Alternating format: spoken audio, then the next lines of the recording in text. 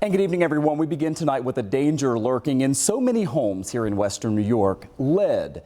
Exposure can cause serious health problems for children, including brain damage. It can impact their ability to learn, hear, and speak.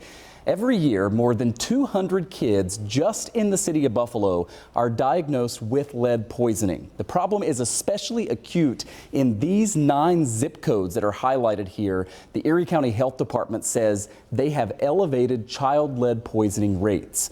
And with all of that in mind, it was significant in late 2020 when the Buffalo Common Council unanimously passed a local law for proactive rental inspections. Basically, it requires the city to inspect tens of thousands of rental units every 3 years to make sure they're safe and that tenants will be free from lead exposure and other dangers.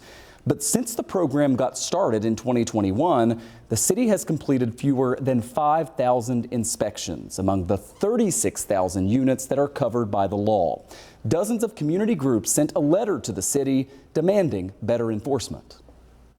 I'm appealing to them as parents, as husbands, as wives, as people who just have the ability to do something that will help a generation.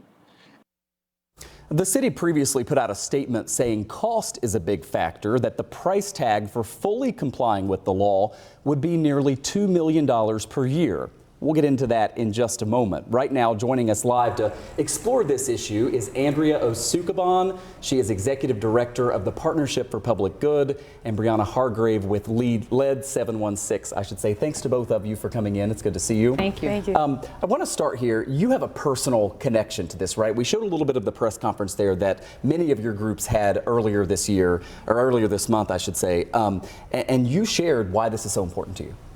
Yes, this is important to me because I was affected 26 years ago, and I work with families with LED 716, and there's still children, hundreds of children that are being affected by lead, and it affects their learning, and they're not able to develop the way they should and live healthy, active, successful careers if they're always exposed to lead.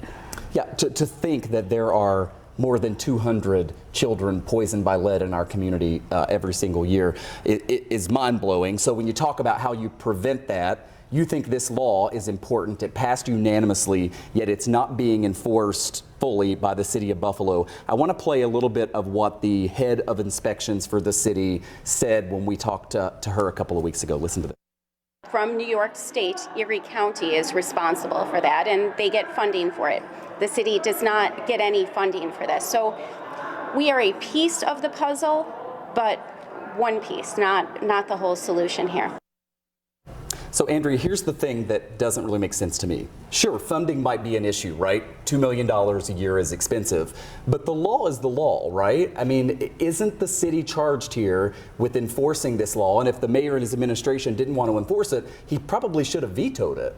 And the thing is, Michael, in fact, the mayor and his administration celebrated this law in 2020, and they celebrated and spoke about it locally and nationally as a strategic tool to finally end and reduce lead poisoning in Buffalo. The mayor was in the Buffalo News. He wrote a piece for the National League of Cities and came out right out and said, this law is the tool that will finally stop lead poisoning for renters. And we know that it's a proven tool because cities like Rochester, with similar housing stock, with similar rates of childhood poverty, have used this tool for about a decade, and the rates in those cities have gone down, whereas here in Buffalo, our lead poisoning rate is really unchanged.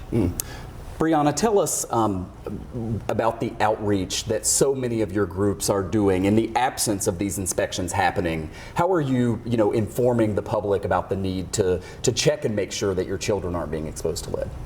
Yeah, so here in LED 716, we send out free tutors for kids that are exposed to lead, but we also talk to families about getting tested. It's very important to take action quickly. My mother took action quickly when I was exposed to lead, so I'm always informing families to take action quickly and work with their children in homes and not just let the schools teach them, but do social, emotional learning at home with the child.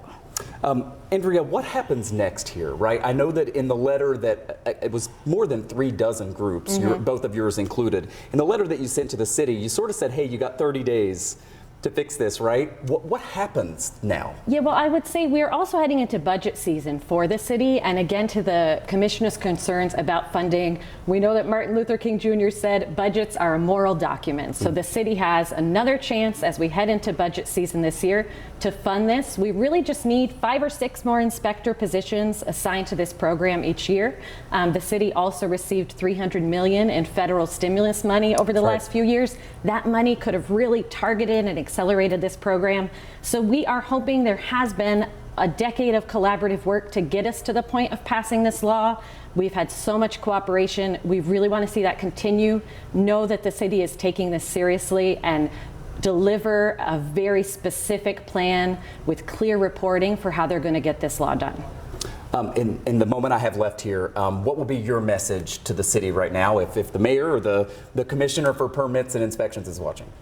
Yeah, I would say lead poisoning is 100% preventable, and we must do all we can to prevent it. And your message? And again, this is a proven tool. We celebrated it alongside the mayor and the Department of Permits and Inspections, and it's time to prioritize not having long-term harm and impairment for children.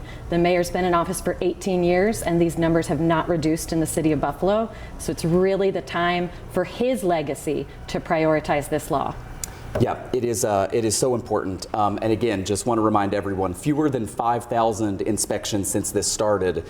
There are more than 30,000 that need inspected, and they're supposed to be done every 3 years. So there's no way to catch up at the current rate. Is that right? Yes, they actually had a 6-year rollout plan for this. So it's supposed to be 6,000 units per year for the first 6 years, and instead we've seen under 5,000 in the first 3 years of implementation. So at this rate, we're looking at many decades before this job would get done. It is so important. We really appreciate both of you coming in to talk to us. Andrea, Brianna, thank you very much. Thank Good to you. see you.